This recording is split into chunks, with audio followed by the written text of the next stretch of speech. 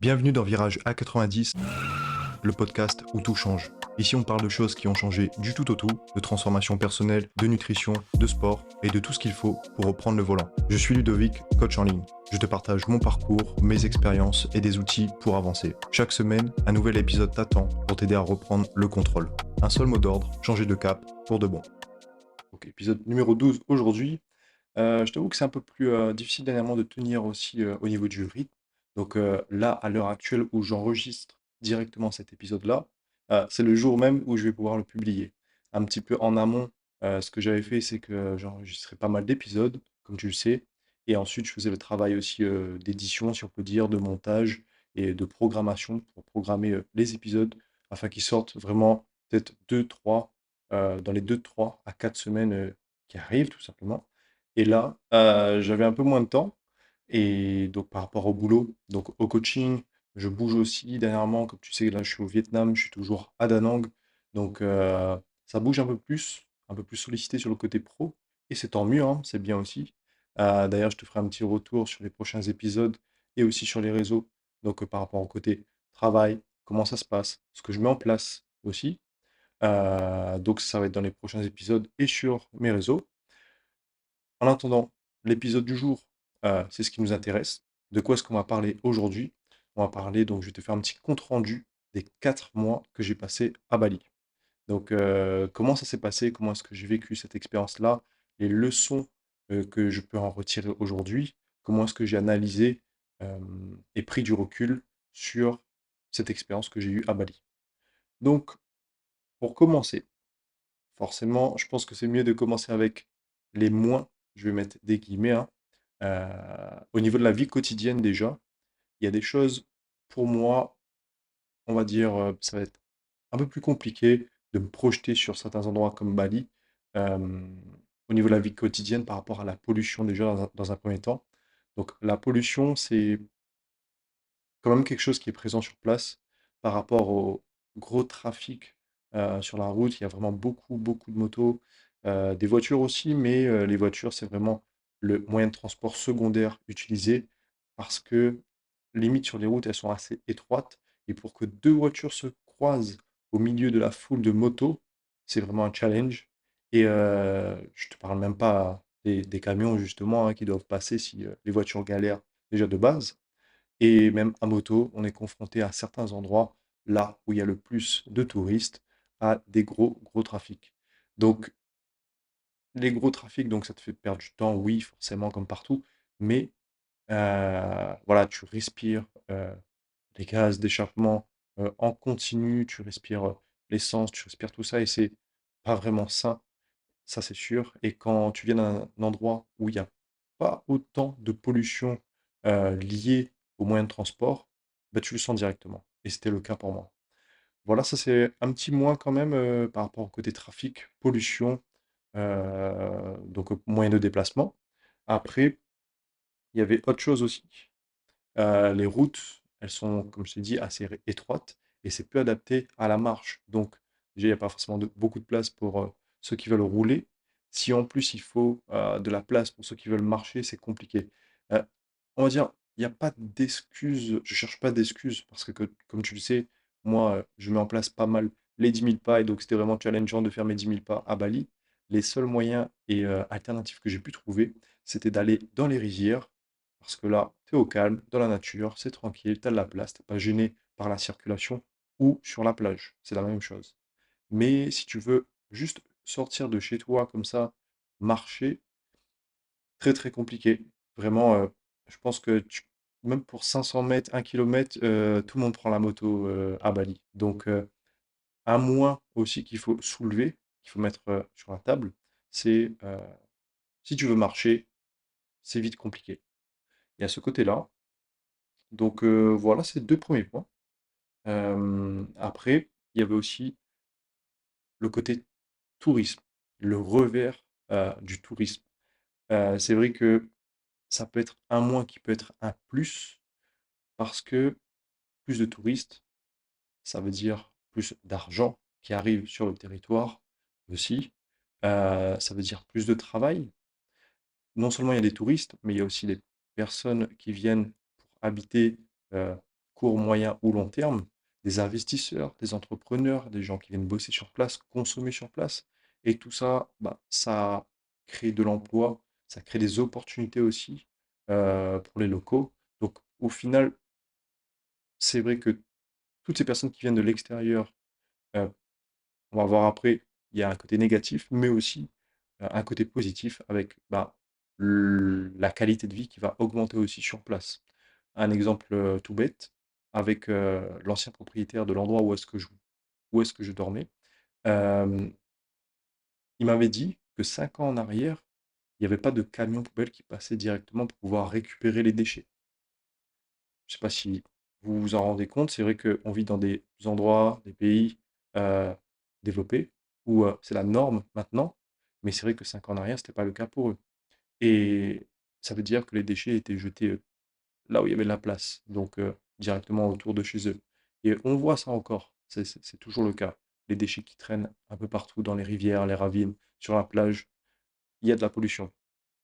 Euh, Autre chose aussi, qui peut être un peu positif dans le fait qu'il y ait un peu plus de touristes, de gens, des investisseurs et autres. Au niveau de l'eau, il m'a dit, pareil, que 7 ans en arrière, il avait euh, un puits donc pour récupérer de l'eau. Et maintenant, aujourd'hui, avec des outils voilà, plus avancés, euh, c'est vrai qu'ils peuvent creuser un peu plus, aller en profondeur, chercher bah, de l'eau en profondeur, peut-être de meilleure qualité. Après, je ne suis pas spécialiste de ça, de l'eau, mais j'imagine que quand même, l'eau du puits, c'était l'eau du puits est donc récupérée des rivières, euh, qui était un peu plus en surface. Je pense qu'elle est d'un peu moins bonne qualité, d'après ce qu'il me disait. Donc, encore une fois, je ne suis pas spécialiste, mais il y a ce côté-là aujourd'hui, avec des moyens techniques, des outils aujourd'hui qui permettent d'aller chercher une meilleure eau, donc en profondeur, pour aussi peut-être moins tomber malade. Donc ça joue sur l'aspect santé et bien-être. Il y a ce côté-là. Et maintenant, les côtés un peu plus négatifs du côté tourisme, du côté des personnes qui viennent sur place pour vivre à court, moyen, long terme. Et encore une fois, moi, je me mets dans ce panier-là parce que j'y étais pendant 4 mois. Donc voilà, faudra nuancer un petit peu aussi, on va voir pourquoi. Mais euh, c'est vrai que cet afflux massif de personnes, ça crée aussi un contraste et il y a un Bali à 2 vitesses. Parce que tu as ces personnes qui arrivent sur place, comme moi, comme les touristes, voilà, les gens qui arrivent sur place, qui ont un certain pouvoir d'achat parce que notre monnaie, notre argent a plus de pouvoir, plus de valeur que leur monnaie sur place locale, donc les roupies, roupias. Et au final, euh, avec très peu, nous, on peut acheter beaucoup de choses, en tout cas beaucoup de choses à leurs yeux aussi. Et ça fait vraiment une différence, ça crée un fossé entre leur qualité de vie et notre qualité de vie. Ça se joue déjà sur l'alimentation, c'est une chose, la consommation, les activités, tout ce que tu veux. Mais le point le plus important que je voulais mettre euh, là en avant, par rapport à cette différence de valeur en termes de monnaie de pouvoir d'achat, ça va être pour se loger. Du coup, c'est vrai que tu as des endroits, des zones à Bali, comme Canggu, Uluwatu et Ubud, c'est là où il y a ces 3 plus grands endroits, les plus grandes régions, si on peut dire, où il y a des digital nomades, des expatriés, des touristes. Voilà, c'est vraiment attractif. Qui dit côté attractif, dit construction, euh, dit aussi beaucoup d'activités, de restaurants, d'endroits pour sortir, tout ce que tu veux. Et dit aussi donc beaucoup de personnes qui viennent de l'extérieur et donc, les prix vont gonfler pour aussi se loger. Et ces prix qui gonflent, au final, les locaux, ils sont plus capables de se loger. Ils n'ont pas le pouvoir d'achat pour se loger dans ces endroits-là. Et ces endroits-là, dans lesquels peut-être ils ont grandi toute leur vie. Ces endroits-là où peut-être leurs parents, grands-parents, tous leurs ancêtres, hein, tout simplement, euh, ont grandi également sur ces terres-là. Et maintenant, ils sont obligés de bouger, d'aller un peu plus loin, d'aller vers la capitale, par exemple, je pense, Denpasar, où le loyer revient beaucoup moins cher. Et donc, ils sont peut-être à 30 minutes, quelquefois avec les embouteillages, 1 heure de route de l'endroit où ils vont venir travailler et ça fait que ça peut peut-être diviser aussi un petit peu les familles. Ça peut éloigner les familles et ce côté-là, je pense qu'il est un peu ouais, ça crée un balai à 2 vitesses. Parce que d'un côté, tu as cette qualité de vie possible et en même temps, tu as les locaux qui peuvent pas suivre cette qualité de vie-là. Ça va trop vite pour eux par rapport à leur pouvoir d'achat qui est inférieur aussi. Et ça crée aussi un phénomène pardon, de gentrification. Au final, la population, les locaux sont remplacés. Déjà, dans certaines régions de l'île, ils sont remplacés parce qu'ils peuvent plus payer, ils n'ont pas les moyens de payer pour vivre dans ces endroits-là. Et à terme, je me pose la question, mais est-ce que les locaux auront encore un jour les moyens de se loger à Bali à la vitesse à laquelle cette île évolue actuellement? Est-ce que Bali, sans les balinés, ce sera encore Bali?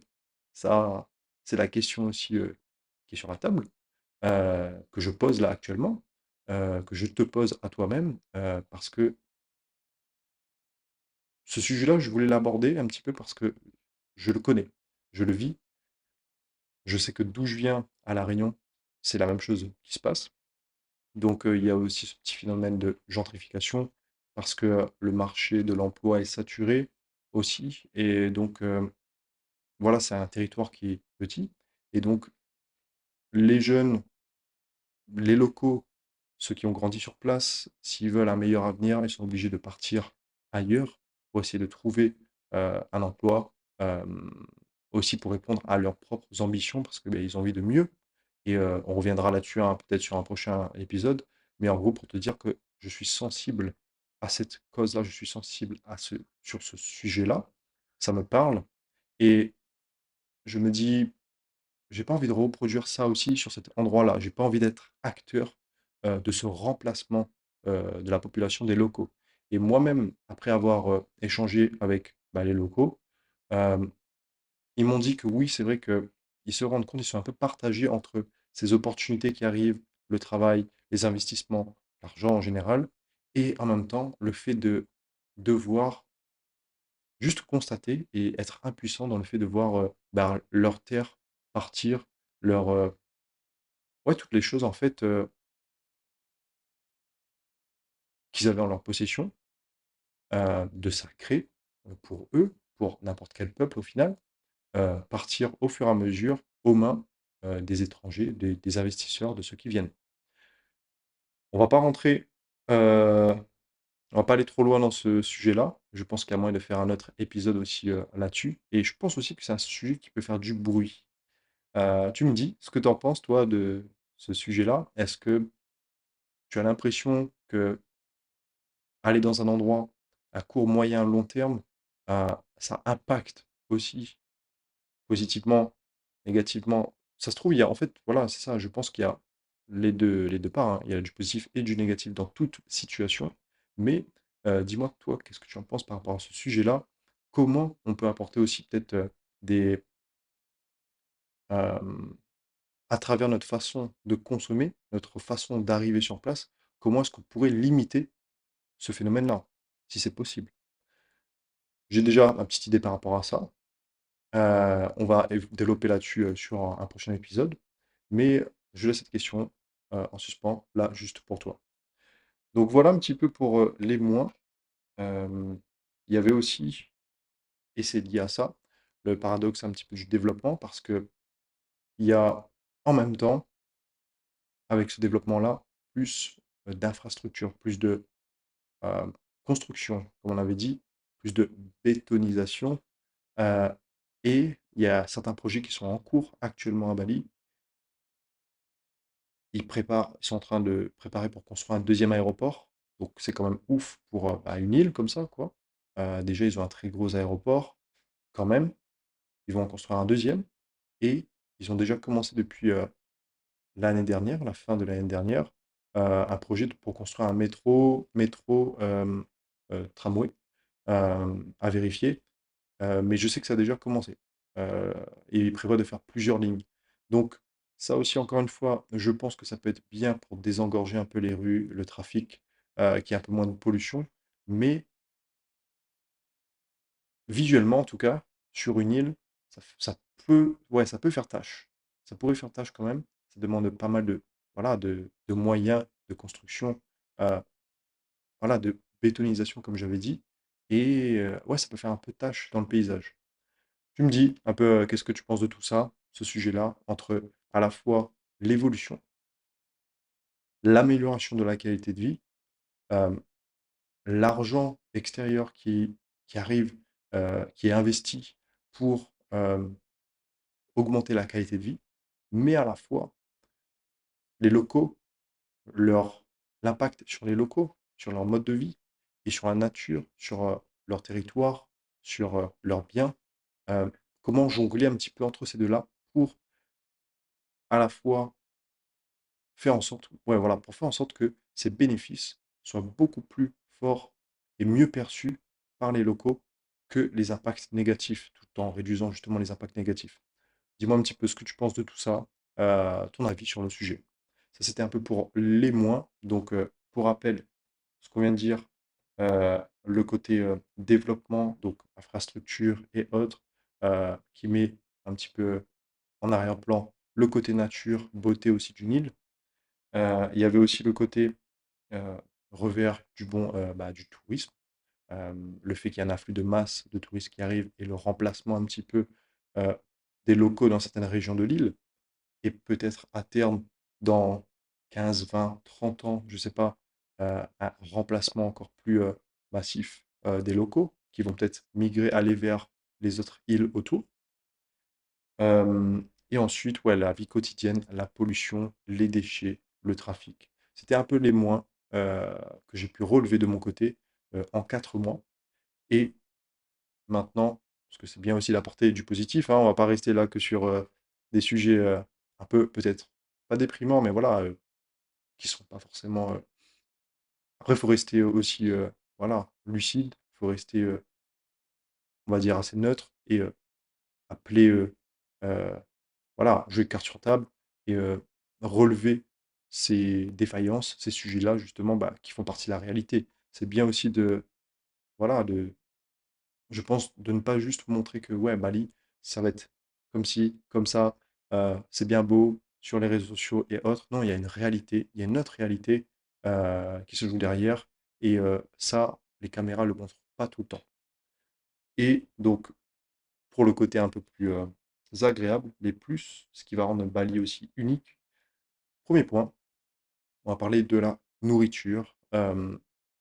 Déjà, si tu veux aller faire tes courses, il y a vraiment, vraiment beaucoup de magasins avec un large choix. En plus, ils sont ouverts assez tôt, de 7h, 7h30 le matin jusqu'à 23h à peu près le soir, tous les jours de la semaine. Donc là-dessus, ça peut faire la différence. Je suis sûr que toi qui m'écoutes actuellement, que tu sois en France, en métropole, à La Réunion, certainement, je suis sûr que tu n'as pas ces amplitudes horaires-là. Ça fait déjà une différence en termes de service, en termes de produits, de qualité de produits. C'est vrai qu'on a peut-être à Bali moins de labels et autres, ou peut-être que j'ai moins fait attention aussi. Et donc, on a moins la chance de savoir est-ce que ça va être un produit de qualité ou pas. Bon, il y a ça. Mais par contre, en termes de choix, tu as vraiment de tout. De tout. Les produits locaux, les produits d'Asie du Sud-Est, mais aussi des produits occidentaux, si on peut dire, européens, que j'ai retrouvés ici. Comme chaque bon Français aime bien, vous ne serez pas déçus ici. Il y a vraiment du bon pain. euh, N'importe quelle qualité de pain, en fait, hein. Vous avez du vin aussi. Vous avez du fromage. Faut avouer quand même que le fromage, ça va être quelque chose quand même, au niveau coût, bien plus élevé, bien plus élevé que même en France. C'est beaucoup plus cher. Donc, après, franchement, si vous posez la question, est-ce qu'il y avait tout ça ici? Il y a vraiment, vraiment tout. Donc, il y a du choix, quand même de la qualité. Il y avait quoi d'autre? Il y avait, voilà, c'est ça. En termes de nourriture que vous ne retrouverez pas en France, par exemple, en métropole, ça va être les fruits tropicaux. Ici, vous pouvez retrouver des ananas, papaye, mangue, durian, euh, des... Ouais, des litchis aussi, oui. Oui, oui, des litchis. Hem, des, heu, fruits du dragon aussi. Donc vous avez vraiment, vraiment tout, des fruits tropicaux et ça change aussi, ça apporte, bah, un peu de goût. Vous connaissez, hein, si vous avez déjà mangé ces fruits-là, ça change clairement, heu, ce qui se passe au niveau de votre palais et comment vous percevez aussi le pays, l'endroit dans lequel vous êtes. En tout cas, moi, ça m'a fait du bien de renouer avec ces goûts-là et c'est vraiment un plus, clairement, quand tu finis ton repas, par un dessert comme ça ou que tu commences ta journée avec des fruits comme ça. Anecdote, du coup, hem, au niveau de la digestion aussi, heu, j'ai jamais eu de soucis, personnellement, heu et je touche du bois, hein, pour que je n'ai pas d'autres soucis de mon côté, heu, dans les prochains endroits où je partirai. Mais j'ai pas eu de soucis niveau digestion, parce que c'est vrai que beaucoup de personnes ont parlé du Bali-Belly. Donc c'est vraiment un gros mal de ventre, tu tombes malade, tu peux être, à terre pendant une semaine, mais ça peut se retrouver déjà de par la nourriture, si tu vas manger à l'extérieur surtout, hein, un peu en mode street food ou même si tu vas, il me semble que des personnes aussi, on peut attraper ça juste en partant se baigner, à la plage. Tu bois la tasse dans tu es dans les vagues, tu bois la tasse dans de l'eau qui est pas forcément très, très propre. Comme je dis, hein, il y a des déchets, hein, clairement. Il y a des régions de l'île où l'eau est beaucoup plus propre. Mais moi où j'étais, j'ai même pas osé me baigner. À aucun moment, en fait, je me suis baigné là où j'étais, heu, à Canggu. Parce que, je voyais les déchets flotter, hem et ça m'inspirait pas confiance. Je voyais aussi les rivières se déverser, heu, dans l'océan et quand moi, j'habitais un tout petit peu plus haut, on va dire 5-10 minutes, de la plage. Je voyais justement dans les rivières, les conditions des rivières et des rizières aussi, avec les déchets qui étaient dedans, heu, les gens qui crachaient dans l'eau, les gens qui, voilà, qui pouvaient peut-être, faire leurs besoins dans l'eau aussi, des gens qui faisaient leur vaisselle aussi, dans les rivières, dans les petits cours d'eau comme ça. Je me suis dit: «Bon, quand même, on va pas se baigner, quand on sera à la plage». Ça, c'est quelque chose, je m'y suis tenu et je pense que c'est peut-être une des raisons qui fait que je ne suis pas tombé malade, que j'ai pas eu de problème aussi niveau digestion et autres. Si jamais, vous vouliez savoir, c'est un sujet aussi, dont il faut parler. Après, mis à part le côté nourriture, hem, c'est vrai qu'il y a aussi un autre petit point, à évoquer sur le côté nourriture, si tu veux manger et autres. Mis à part faire tes courses, il y a aussi le côté, restauration en termes de choix. Si tu veux manger à l'extérieur, il y a vraiment du choix de partout. Heu, Tu peux manger et sans blague, hein, tu peux manger italien, tu peux aller manger des pâtes, te faire une bonne pizza, clairement et te sentir, ouais, clairement comme je pense que tu peux avoir des qualités de pizza aussi bonnes qu'en Italie. Des pâtes, la même chose. Pour certains repas français aussi et même pour la viande, en termes de qualité de viande, ils ont de la viande qui viennent, aussi du Japon, d'Australie et autres. Hem, des produits laitiers aussi qui vont venir peut-être d'Australie quelquefois. Ça peut être peut-être un peu inférieur par rapport à ce qu'on pourrait retrouver en termes de choix, hein, en Europe, mais ça reste correct et au final, tu as tout ce dont tu as besoin. Et donc, ça, c'était pour le côté courses, nutrition, et aussi restaurant à l'extérieur. Il y a aussi le côté, maintenant, sécurité. On va parler, de la sécurité. Aujourd'hui, en Europe, en France, c'est un sujet qui fait débat. C'est un sujet, qui revient beaucoup, qui fait tâche. La sécurité. Quand tu te balades à l'extérieur, quand j'étais aussi, il y a 5 mois en arrière, France, en métropole, tu étais moins serein. Tu sentais qu'il y avait un voilà, quelque chose dans l'air, qui était un peu en termes d'énergie, en termes de regard, en termes de tout ce que tu veux et tu as l'impression que, ouais, tu es pas en sécurité. Il y a des choses qui traînent un petit peu, une mauvaise vibe et moi, je l'ai ressenti personnellement pour avoir ouais, pour être resté à peu près 6 ans, du coup, en métropole. J'ai senti l'évolution. C'est monté assez rapidement et actuellement, à Bali, il y a pas ce climat-là. C'est beaucoup plus sain, beaucoup plus, sécuritaire et parenthèse mais nécessaire. Quand je parle d'insécurité, de climat un peu plus inconfortable, France, en métropole, en Europe, euh, je mets bien des parenthèses. Je veux pas être quelqu'un qui va apporter un message de plus pour alourdir ce sujet-là, tu sais. Parce que c'est vrai que au final, peut-être qu'aujourd'hui, il n'y a pas forcément plus d'insécurité euh, que par rapport à avant, hein, par rapport à il y a 5, 10, 15 ans en arrière, mais je sais que les médias, le fait d'en parler, le fait que le message soit répété plusieurs fois, ça peut donner juste l'impression qu'il y ait plus d'insécurité alors qu'il n'y en aurait pas. J'ai pas été partout sur le terrain, sur place pour le voir, mais voilà, toi et moi, on le sait, actuellement, le contexte, il n'est pas au top. Et ça change en Asie du Sud-Est, à Bali du coup. Pour donner un exemple, en termes de sécurité, je sais que pour un vol, ça dépend des circonstances, ça dépend de plein de paramètres, hein, mais pour un vol, par exemple de téléphone ou autre, je sais pas, peu importe, tu peux risquer jusqu'à 5 ans de prison. Est-ce que ça te parle? 5 ans de prison pour un vol.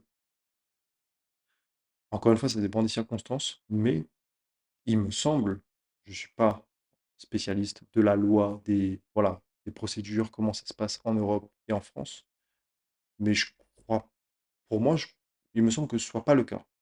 Les 5 ans de prison en Europe, en France, euh, c'est pas un sujet, c'est quelque chose qui n'existe pas. Et ça, déjà, ça dissuade beaucoup, beaucoup, beaucoup.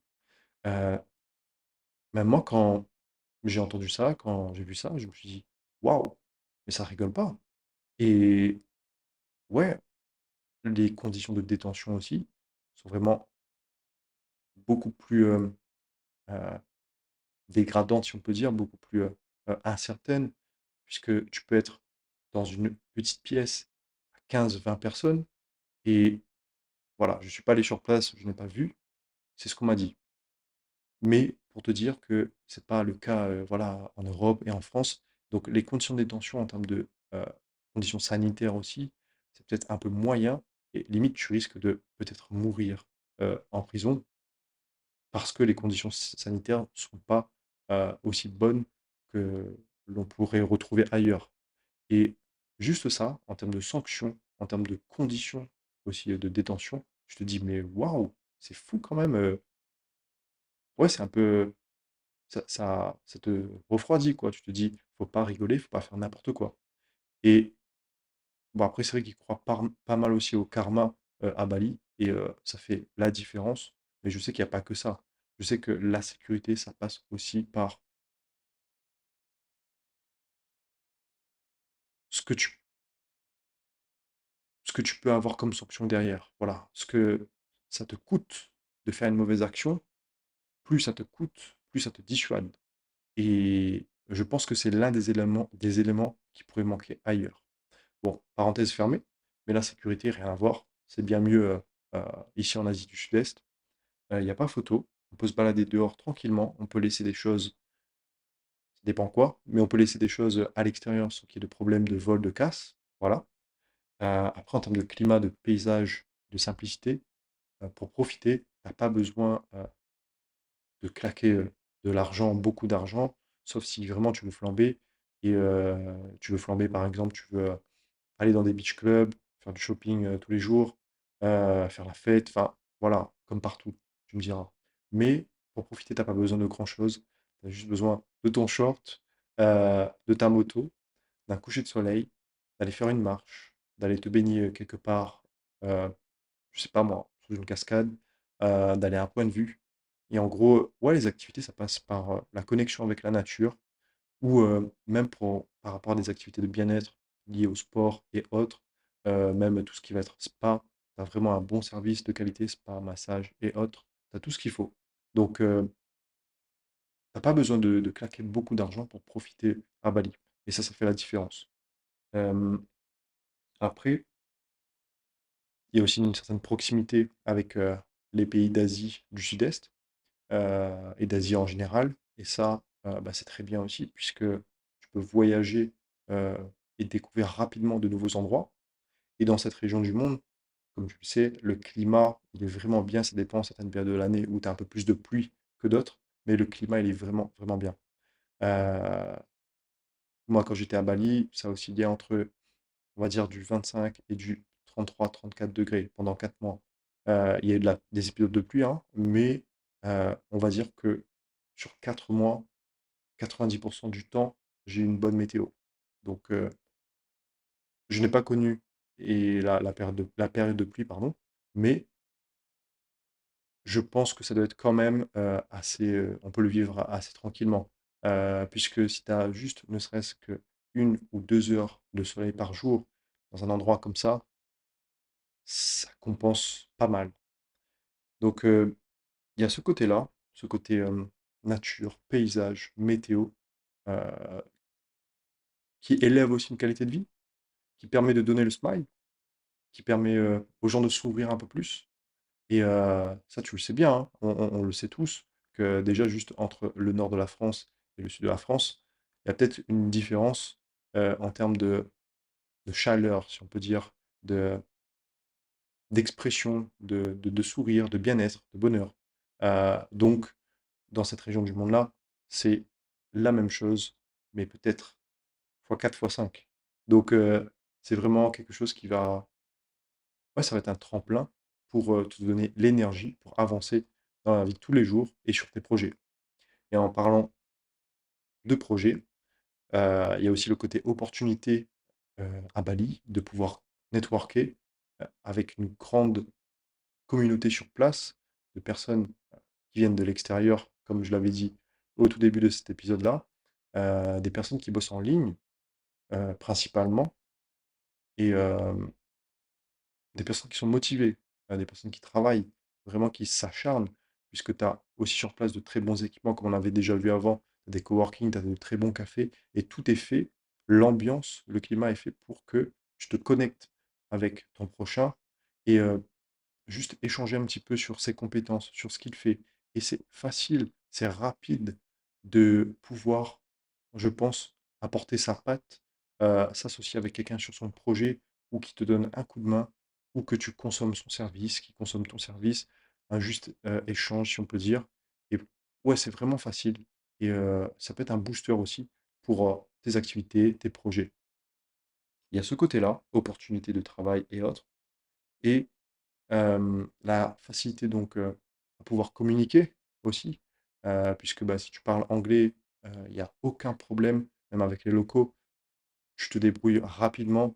Les locaux, quand même, je trouve qu'ils parlent assez bien anglais. Ça dépend, peut-être l'endroit où est-ce que tu te retrouves à Bali, mais ils parlent assez bien anglais, ils comprennent bien l'anglais. Tu vas pouvoir te débrouiller et avec, bah, la les personnes qui viennent d'ailleurs aussi, il y aura aucun souci pour ça et ça va être un plus parce que tu pourras justement même, pouvoir bosser avec des personnes qui viennent de n'importe où et ça apporte une richesse aussi à ton travail, à tes projets, parce que tu apprends des façons différentes de fonctionner, de bosser, des mentalités, des mindsets, des heures de travail, auxquelles heu, ouais, certains vont mettre des heures et des heures de travail dans leur boulot tous les jours. Tu vas les voir envoyer du lourd et c'est des choses que peut-être tu n'aurais pas vues ailleurs parce que cette personne-là, elle vient de X culture et elle a cette habitude-là d'envoyer du lourd et tout ça, ça fait que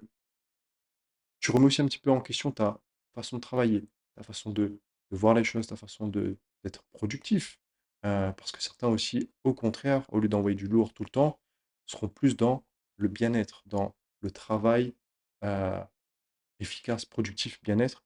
Et ils vont accorder beaucoup plus d'importance au fait de prendre du temps pour eux, pour sortir, pour parler avec des gens, pour faire partie d'une communauté, pour être en mouvement, pour aller marcher, être en pleine nature, faire leur séance de sport, faire une activité de bien-être.